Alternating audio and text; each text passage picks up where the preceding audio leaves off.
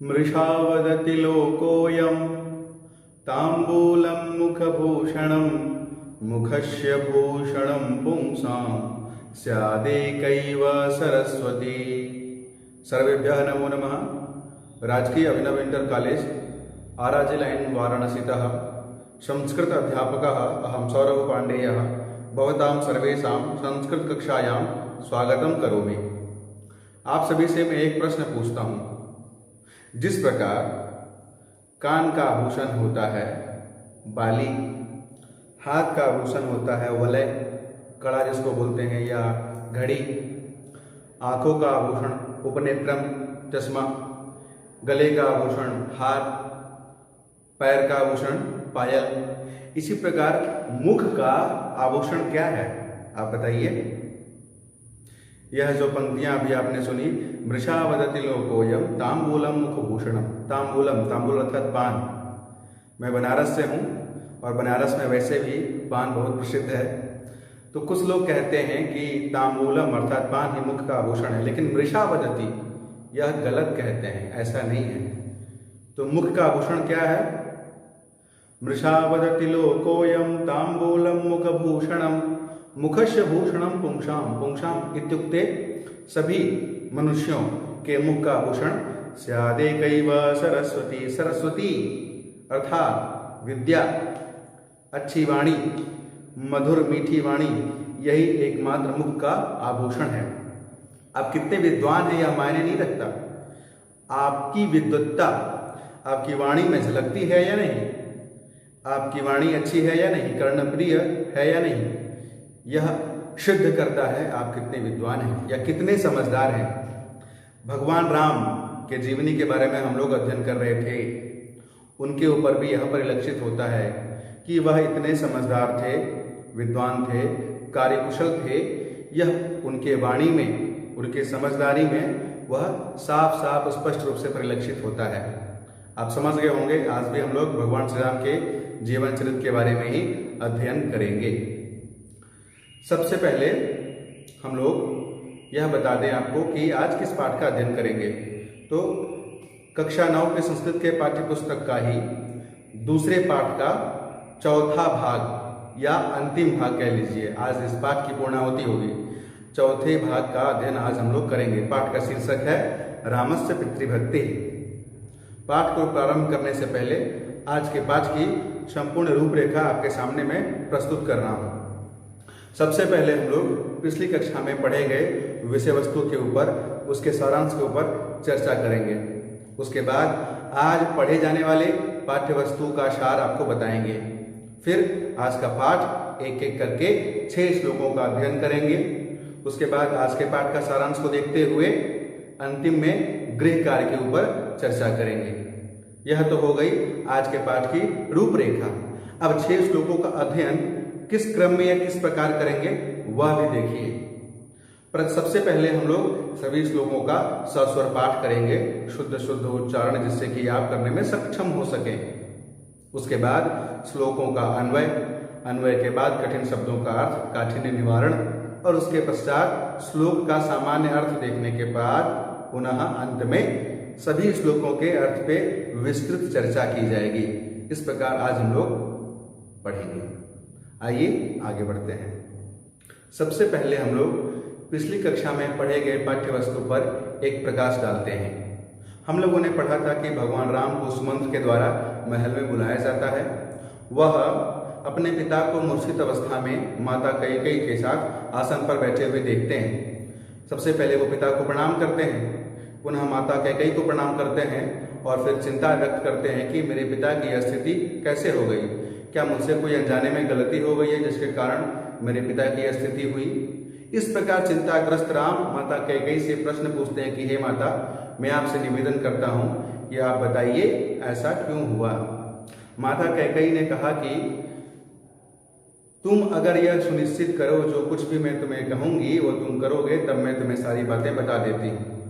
अब भगवान राम पूरी तरह से पिता के प्रति जो भी समर्पण की भावना थी उनके अंदर, वह सब कुछ उड़ेल देते हैं माता कैकेयी के समक्ष। वो ये कहते हैं कि पिता क्या गुरु क्या, मेरा हित चाहने वाला व्यक्ति भी अगर मुझे कुछ कहे तो मैं तीखा विष भी खा सकता हूँ, गहरे समुद्र में कूद सकता हूँ, अग्नि में भी गिर सकता हूँ, अपने प्राण भी दे सकता हूँ, बिना सोचे मैं कुछ भी कर सकता हूँ, और पिता की आज्ञा की अवहेलना मैं कदापि नहीं कर सकता। राम की सारी बातें सुनने के पश्चात जब कैकेयी को भरोसा होने लगा कि जो कुछ भी मैं कहूँगी यह राम निश्चित रूप से करेंगे, तब उन्होंने जो 2 वर राजा दशरथ से मांगे थे, जिस कारण राजा दशरथ की यह स्थिति हुई थी, वह राम को बता देते हैं। और साथ में वो ये भी कहती हैं कि चूंकि तुम अर्थात भगवान राम दशरथ को अत्यंत प्रिय हो, इसीलिए अप्रिय बात ये तुमसे नहीं कह सकते हैं। मैं जैसा कहती हूँ वैसा तुम्हें करना होगा।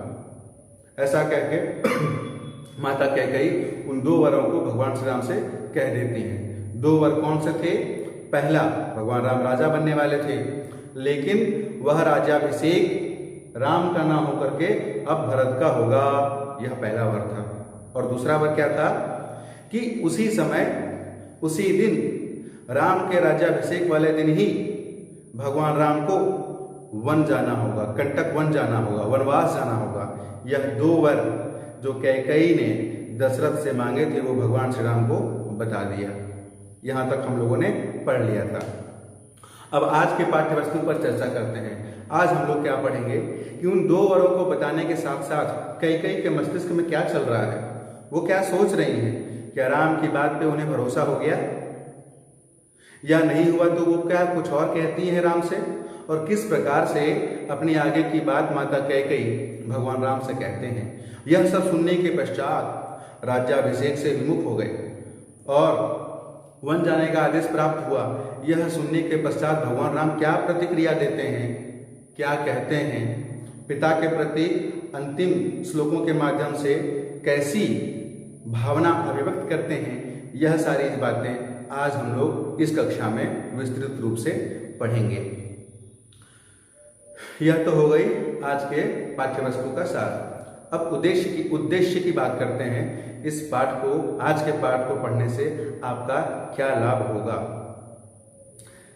जैसा कि मैंने पहले भी बताया था कि संस्कृति, सभ्यता एवं प्राचीन परंपराओं से जुड़े रहने के लिए वैल्यू एजुकेशन की अत्यंत आवश्यकता है, जिसे मूल्य शिक्षा कहा गया है। उन्नति के पथ पर अग्रसर होने के साथ साथ अपनी जड़ों से जुड़े रहना भी मनुष्य के लिए अत्यंत आवश्यक है। अगर ऐसा नहीं हुआ तो किसी भी व्यक्ति विशेष के लिए, किसी भी राष्ट्र के लिए अत्यंत घातक सिद्ध हो सकता है। आज के समय में ही देखिए, समाज में कितनी सारी दुराचार या कुप्रथाएं, घटनाएं, दुर्घटनाएं होती रहती हैं। लूट हो, हत्या हो, बलात्कार हो, भ्रष्टाचार हो, ये सभी चीजें, सभी बुराइयों ने समाज में अपना घर बना लिया है। इन्हें कैसे दूर किया जा सकता है? क्यों इतनी घटनाएं घट रही हैं? आप सब सुने होंगे कि राम राज्य की कल्पना करते हैं, राम राज्य की स्थापना हो। तो राम राज्य का मतलब क्या है? अच्छा सुशासन, समाज में बुराइयों के लिए कोई स्थान ही ना होना। तो बुराइयां मनुष्य से दूर कैसे जाएंगी? जब अच्छे संस्कार आएंगे उनके अंदर। अच्छे संस्कार कैसे आएंगे? अच्छी शिक्षा से। अच्छी शिक्षा कैसे मिलेगी? महापुरुषों की जीवनी को पढ़ने से। संस्कृत के अंतर्गत जो भी संस्कार हैं, सदुपदेश हैं, उनको पढ़ने से, केवल पढ़ने से ही नहीं अपितु उनको अपने जीवन में आत्मसात करने से। हमने ज्ञान तो अर्जित कर लिया, हमें पता भी है, हमारे मस्तिष्क में ज्ञान भी है, लेकिन हम उन्हें अगर अपने व्यवहार में नहीं अपनाते हैं तो उस ज्ञान का कोई भी मतलब नहीं रह जाता है। तो इस पाठ को पढ़ने से यही लाभ मिलेगा कि भगवान राम के जीवन चरित्र से अच्छी चीज़ों को हम सीखें, उसे अपने जीवन में उतारें। और माता कैकेयी ने जो दुराग्रह किया, जो गलत आचरण किया, वैसा आचरण, वैसी सोच हमें हमेशा के लिए त्याग देनी चाहिए। उससे हमारा या किसी अन्य व्यक्ति का भी कभी भी भला नहीं हो सकता। यह तो हो गया आज के पाठ के पढ़ने का उद्देश्य। आइए अब आगे बढ़ते हैं और आज का पाठ प्रारंभ करते हैं। आज के पाठ का पहला और इस अध्याय का 21वां श्लोक देखिए। यदि सत्य प्रतिज्ञं त्वं पितरं कर्तुमिच्छसि आत्मानं च नरश्रेष्ठ मम वाक्यमिदं शृणु। इस श्लोक का अन्वय देखिए। हे नरश्रेष्ठ, यदि तुम पितरम आत्मानं च सत्यप्रतिज्ञं कर्तुम इच्छसि तदा मम इदं वाक्यम शृणु। अब इस श्लोक में प्रयुक्त कठिन शब्दों का अर्थ देखें। सत्य प्रतिज्ञम, सच्ची प्रतिज्ञा वाला, कर तुम इच्छसि, करना चाहते हो, आत्मानम, स्वयं को, नरश्रेष्ठ, मनुष्यों में श्रेष्ठ, शृणु अर्थात सुनो। अर्थ देखिए इस श्लोक का।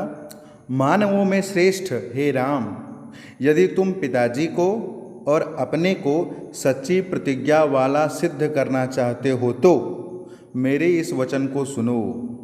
कैकेयी का आशय यह है कि यदि राम स्वयं अपने वचनों की तथा अपने पिता के वचनों की रक्षा करना चाहते हैं तो उन्हें कैकेयी की बात मान लेनी चाहिए।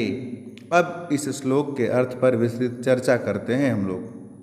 अन्वय के साथ श्लोक की व्याख्या करते हैं एक बार पुनः, जिससे कि विषय वस्तु पूरी तरह से स्पष्ट हो जाए। देखिए कैकेयी कह रहे हैं भगवान श्री राम से, हे नर श्रेष्ठ, नर मनुष्यों में श्रेष्ठ मनुष्य अर्थात श्री राम, यदि तुम श्री राम को संबोधित करते हुए कह रही हैं, पितरम आत्मानं च, पिता को और आत्मानं अपने आप को भी, सत्य प्रतिज्ञम कर्तुम इच्छसि, सत्य प्रतिज्ञा तुम करते हो, यह प्रमाणित करना चाहते हो। सत्य प्रतिज्ञम कर्तुम इच्छसि, सच्ची प्रतिज्ञा करने वाले तुम हो ऐसा प्रमाणित करना चाहते हो, अपने आप को भी और अपने पिता को भी, दोनों की प्रतिज्ञा को प्रमाणित करना चाहते हो तो तदा तब मम इदं वाक्यम शृणु, मेरे इस वचन को सुनो। कहीं न कहीं अभी भी कैकेयी के मन में यह शंका है कि शायद भगवान राम विमुख न हो जाए, इसीलिए बार बार उनके मन को टटोलते हुए यह सुनिश्चित कर लेना चाहती हैं कि राज्याभिषेक तो भरत का ही होगा और भगवान राम को वनवास जाना ही होगा। इसीलिए उन्होंने यह कहा कि अगर सच्ची प्रतिज्ञा तुम करते हो, तुम्हारे पिता सच्ची प्रतिज्ञा करते हैं और उसका पालन करते हैं, यह प्रमाणित करने के लिए जो कुछ भी मैं कहूँगी या कहने जा रही हूँ वह तुम्हें करना ही चाहिए, उसका पालन तुम्हें करना ही होगा। और क्या कहती हैं कैकेयी, अग्रिम श्लोक में देखिए 22वां श्लोक। त्वयारण्यं प्रवेष्टव्यं नववर्षाणि पञ्च च, भरतः कौशलपतेः प्रशास्तो वसुधामिमाम्। अब इस श्लोक का अन्वय देखें। त्वया नवपञ्च च वर्षाणि अरण्यं प्रवेष्टव्यं, भरतः कौशलपतेः इमां वसुधां प्रशास्तु। अब इस श्लोक के कठिन शब्दों का अर्थ देखें। त्वया तुम्हारे द्वारा, अरण्यम वन में, प्रवेष्टव्यम प्रवेश करना चाहिए, नवपंच च वर्षाणि नव और 5 अर्थात 14 वर्ष तक, प्रशास्तु शासन करे, वसुधाम पृथ्वी को। अर्थ देखिए इस श्लोक का, तुम्हें 14 वर्षों के लिए वन में प्रवेश करना चाहिए और भरत को कौशल नरेश की इस भूमि का शासन करना चाहिए। अब इस श्लोक के अर्थ पर विस्तृत चर्चा देखिए। अब अन्वय के साथ साथ श्लोक की व्याख्या पर पुनः चर्चा देखिए। त्वया कैकेयी कह रही हैं भगवान श्री राम से, त्वया नवपंच च वर्षाणि अरण्यम प्रवेशव्यम, अर्थात तुम्हें या तुम्हारे द्वारा 9 + 5 = 14, 14 वर्षों तक के लिए, ठीक है, नवपंच च वर्षाणि 9 और 5 वर्षों के लिए, अरण्यम प्रवेशव्यम जंगल में प्रवेश करना होगा या वन जाना होगा। और इसके साथ साथ क्या कह रही है कि भरत को कौशलपते, कौशल की जो कौशलपते अर्थात कौशल के प्रति अर्थात राजा की, इमाम वसुधाम यह जो भूमि है, धरती है, पृथ्वी है, जिसके वो सम्राट हैं, कौन, राजा दशरथ, उनकी जो भूमि पृथ्वी या पूरा साम्राज्य, उस पर प्रशास्तो भरतः, भरत शासन करे, भरत राजा बने, भरत कौशल की भूमि पर अपना अधिकार स्थापित करे और तुम्हें 9 + 5 = 14 पूरे 14 वर्षों तक के लिए वन में प्रवेश करना होगा। यह माता कैकेयी ने भगवान श्री राम से कह दिया। आगे क्या हुआ अग्रिम श्लोक में देखते हैं। 23वां श्लोक। तदप्रियममित्रघ्नो वचनं मरणोपमं श्रुत्वा न विव्यथे रामः कैकेयीं चेदमब्रवीत्। अन्वय देखिए इस श्लोक का। तद अप्रियम मरणोपमं वचनं श्रुत्वा अमित्रघ्नः रामः न विव्यथे कैकेयीं च इदम अब्रवीत्। अब इस श्लोक के कठिन शब्दों का अर्थ देखें। अमित्रघ्नः शत्रुओं का वध करने वाले, मरणोपमं मृत्यु के समान कष्टदायक, श्रुत्वा सुनकर, विव्यथे पीड़ित हुए। अर्थ देखिए इस श्लोक का। उस अप्रिय और मृत्यु के समान कष्टदायक वचन को सुनकर शत्रुओं का वध करने वाले राम पीड़ित नहीं हुए और कैकेयी से यह वचन बोले। विस्तृत चर्चा आगे देखिए। आइए व्याख्या करते हैं इस श्लोक की। तद अप्रियम मरणोपमं वचनम श्रुत्वा। भगवान राम का राज्याभिषेक होने वाला था। वो अयोध्या के राजा बनने वाले थे, लेकिन उन्हें 14 वर्षों के लिए वनवास भेजने का आदेश दिया गया। कैसा लगा होगा उनको? देखिए, अप्रियम जो सुन के अच्छा न लगे मन को, अर्थात कटु या कड़वी वाणी, वैसे अप्रिय मन को अच्छा नहीं लगने वाले, और मरणोपमम सुनकर के जान ही निकल जाए ऐसा वचनम श्रुत्वा, ऐसी वाणी को सुन करके या ऐसा वचन को सुन करके अमित्रघ्नः रामः। मित्र मतलब मित्र, दोस्त, फ्रेंड, और अमित्रघ्नः, अमित्र मतलब शत्रु, उसका हनन करने वाले, उनको मारने वाले, शत्रुओं का नाश करने वाले भगवान श्री राम न विव्यथे, विचलित नहीं हुए, परेशान नहीं हुए, दुखी नहीं हुए। कैकेयी च इदम अब्रवीत्, और उन्होंने कैकेयी को इदम अब्रवीत्, उन्होंने कहा। तात्पर्य है कि ऐसी वाणी या ऐसा वचन या ऐसा आदेश सुनकर के कोई भी विचलित हो सकता है, लेकिन भगवान राम विचलित नहीं हुए, सामान्य रहे, और उन्होंने क्या कहा? इदम अब्रवीत्। क्या बोला उन्होंने? अग्रिम श्लोक में देखते हैं। 24वां श्लोक। एवमस्तु गमिष्यामि वनं वस्तुमहं त्वितः जटाचीरधरो राज्ञः प्रतिज्ञामनुपालयन्। अन्वय देखें। एवमस्तु अहं तु जटाचीरधरः राज्ञः प्रतिज्ञाम् अनुपालयन् वनं वस्तुम इतः गमिष्यामि। अब कुछ कठिन शब्दों के अर्थ। एवमस्तु ऐसा ही हो, वस्तुम रहने के लिए, इतः यहाँ से, जटाचीरधरः जटाएं और वल्कल वस्त्र धारण करके, अनुपालयन पालन करता हुआ। अब अर्थ देखिए इस श्लोक का। राम ने कैकेयी से कहा, अच्छा ठीक है, ऐसा ही हो, मैं जटाएं और वल्कल धारण करके राजा अर्थात पिता की आज्ञा का पालन करता हुआ वन में रहने के लिए यहाँ से चला जाऊँगा। अब इस श्लोक के अर्थ पर विस्तृत चर्चा करते हैं, व्याख्या करते हैं इस श्लोक की। भगवान श्री राम ने आगे क्या कहा? एवमस्तु, अच्छा ठीक है। इतना कठोर आदेश सुनने के बाद भी सामान्य है, इसीलिए उन्हें मर्यादा पुरुषोत्तम कहा गया है। क्या कहते हैं? एवमस्तु, अच्छा ठीक है। अहम तो मैं, अहम में राम, जटा चीरधरः, मैं तो जटा और चीरधरः जटा का को धारण करके और वल्कल वस्त्र धारण करके राज्ञ प्रतिज्ञा अनुपालयन्, राजा के प्रतिज्ञा का अनुपालन करते हुए, राज्ञ प्रतिज्ञा अनुपालयन् वनम वस्तुम इतः गमिष्यामि, वन में रहने के लिए, वनम वस्तुम इतः गमिष्यामि, इतः यहाँ से चला जाऊंगा।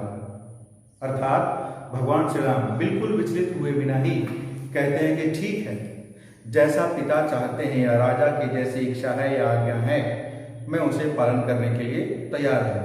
और जटाओं को बढ़ा करके या जटाओं को रख के वल्कल वस्त्र धारण करके मैं यहाँ से वन में निवास करने के लिए चला जाऊंगा।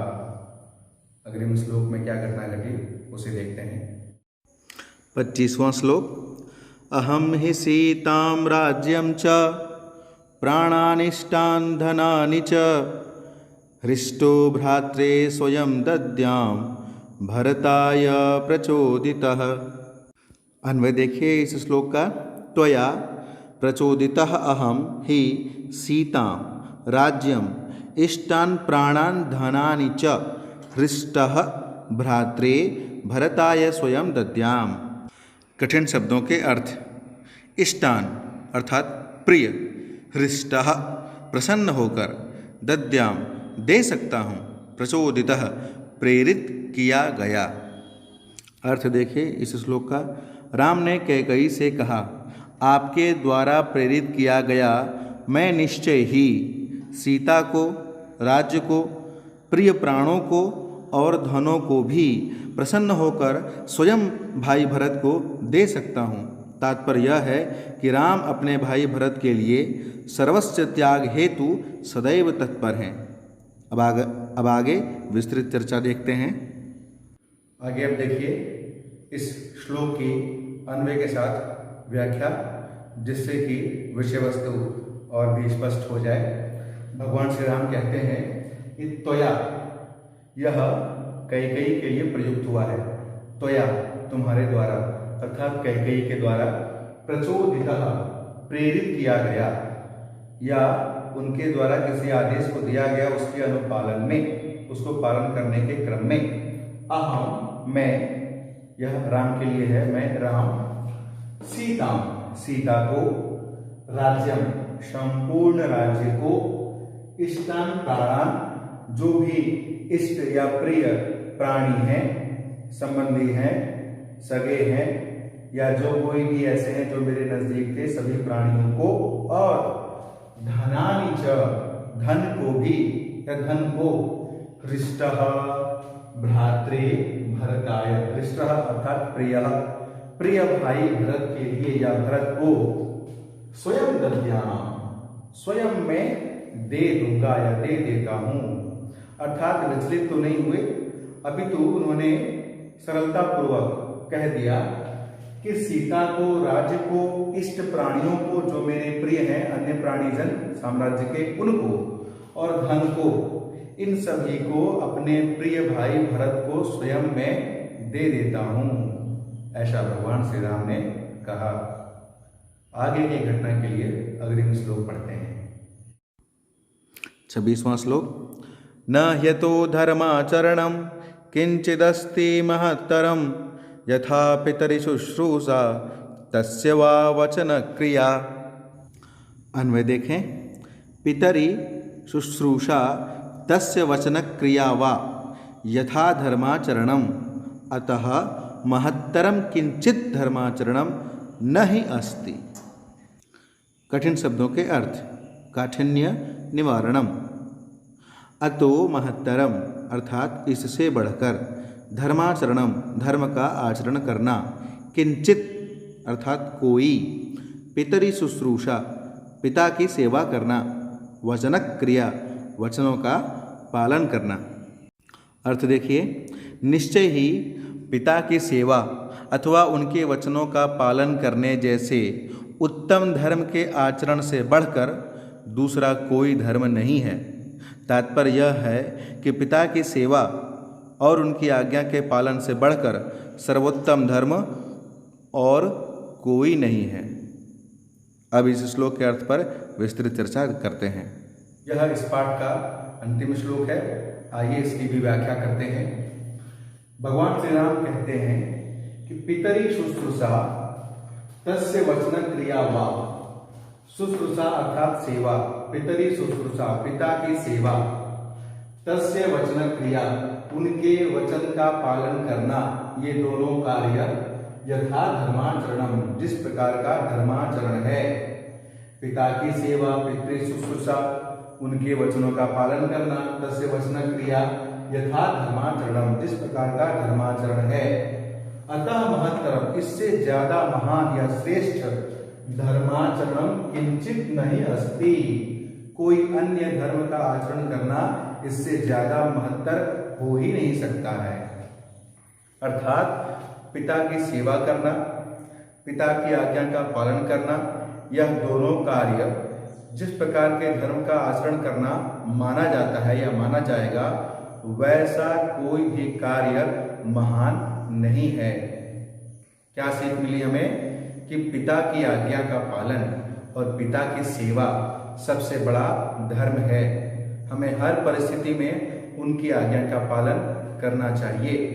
भगवान राम का राज्याभिषेक होने वाला था, वह अयोध्या के राजा बनने वाले थे, लेकिन उनकी पिता की इच्छा थी, कैकेयी ने जैसा कहा, जो 2 वर मांगे थे, उसके अनुसार उनके पिता की इच्छा थी कि अगर उन्हें अयोध्या से वनवास को जाना है तो उसके पालन करने में भगवान राम ने तनिक भी विचार नहीं किया और तनिक भी विचलित नहीं हुए, क्योंकि पिता का धर्म निभाना या पिता के आज्ञा का पालन करना, यही इस पृथ्वी पर सबसे बड़ा धर्म है।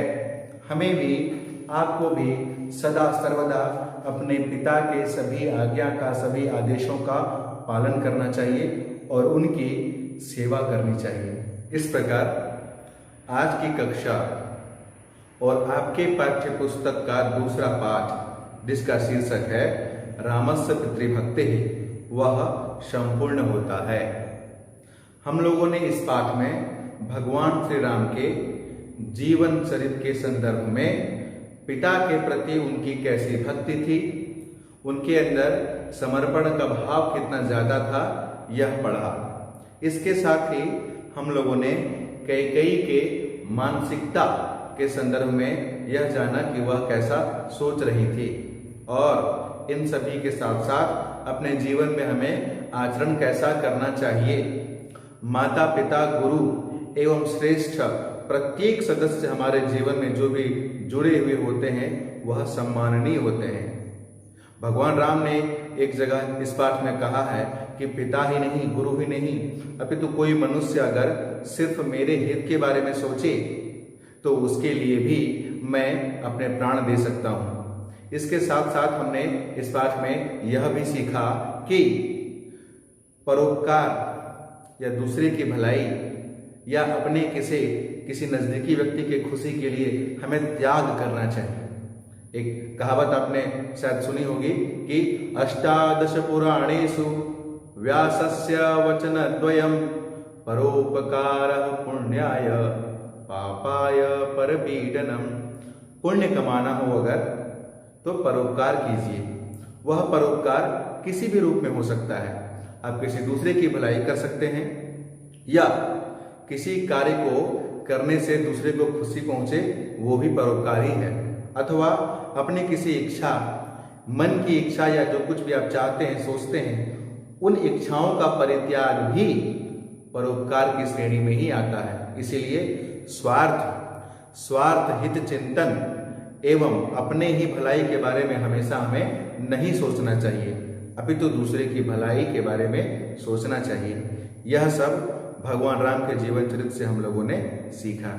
गृह कार्य की अगर हम बात करें तो गृह कार्य में आप सब आज पढ़ाए गए श्लोकों का सस्वर पाठ करें, उसके अन्वय को लिखें, कठिन शब्दों को और उसके अर्थ को भी अपनी भाषा में लिखने का अभ्यास करें। इसके साथ साथ आज पढ़े गए पाठ में से जो श्लोक, जो प्रसंग आपको सबसे अच्छा लगा हो, प्रिय लगा हो, उसे भी नोट करें और उसका भाव क्या था, क्यों अच्छा लगा, इसे भी आप अपने नोटबुक में नोट करेंगे।